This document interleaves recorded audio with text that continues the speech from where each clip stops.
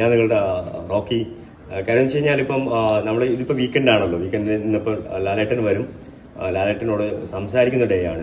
Normally weekend എന്ന് പറയുമ്പോഴത്തേക്ക് രാവിലെ തന്നെ മോർണിംഗ് എനിക്ക് തോന്നുന്നൊരു 6 o'clock നമ്മളെ വേക്കപ്പ് ചെയ്യും. കാര്യം വെച്ചാൽ തലേദിവസം ഞങ്ങളുടെ അടുത്ത് നേരത്തെ ഉറങ്ങാൻ വേണ്ടിയിട്ട് ബിഗ് ബോസ് പറയും. അപ്പോൾ നെക്സ്റ്റ് ഡേ വന്നിട്ട് മോർണിംഗ് വന്നിട്ട് ഞാൻ ഓൾമോസ്റ്റ് എന്ന് വെച്ചാൽ എനിക്കവിടെ ബാക്കി ആർക്കും അവിടെ അലാറം ഇല്ല, എനിക്കവിടെ അലാറം ഉണ്ട്. എൻ്റെ അലാറം എന്ന് വെച്ച് കഴിഞ്ഞാൽ അതിൻ്റെ വെളിയിൽ കുറച്ച് അണ്ണാറ കണ്ണാൻമാരുണ്ട്, സ്കുറൽ, അതിൻ്റെ സൗണ്ട് കുറച്ച് ബേർഡ്സ് ഉണ്ട്. അപ്പം ഈ സ്കുറൽ വന്നിട്ട് എനിക്ക് തോന്നുന്നു 3 മണിക്കും 4 മണിക്കൊക്കെ ഇത് എപ്പോഴാണ് സൗണ്ട് ഉണ്ടാക്കണമെന്ന് പറയുന്നത്. ഇത് സൗണ്ട് കുറേ നേരം ഉണ്ടാക്കുമ്പോൾ ഞാൻ വിചാരിക്കും മോർണിംഗ് ആയിരുന്നു. കാര്യം ഇൻസൈഡ് ലൈറ്റ് ആയിരിക്കും.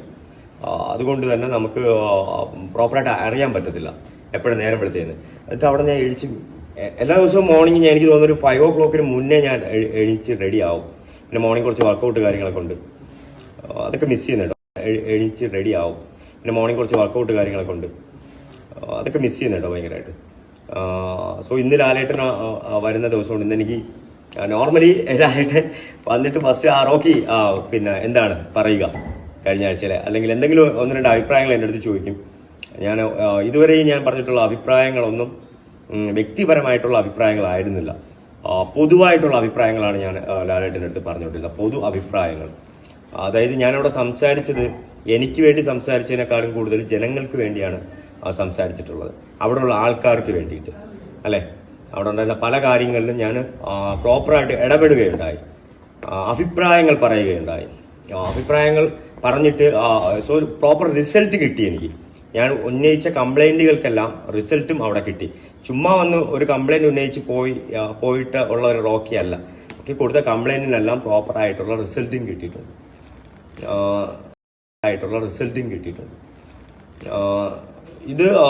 ഇതൊക്കെ നിങ്ങൾ കണ്ട റോക്കിയാണ്. റോക്കിക്ക് ഒരുപാട് കാര്യങ്ങൾ പറയാനുണ്ട് തീർച്ചയായിട്ടും.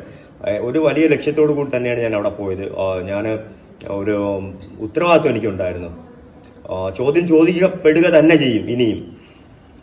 ഓക്കെ, അതുകൊണ്ടെന്ന് വെച്ച് കഴിഞ്ഞാൽ ഞാൻ പറയുമ്പോൾ തന്നെ കർണൻ, ഭഗത് സിംഗ്, നെപ്പോളിയൻ, പിന്നെ റോക്കി, ഓക്കെ, എവരൊക്കെ തോറ്റുപോയവരാണെങ്കിലും ശരി ജനഹൃദയങ്ങളിൽ ഇപ്പോഴും ഉണ്ട്.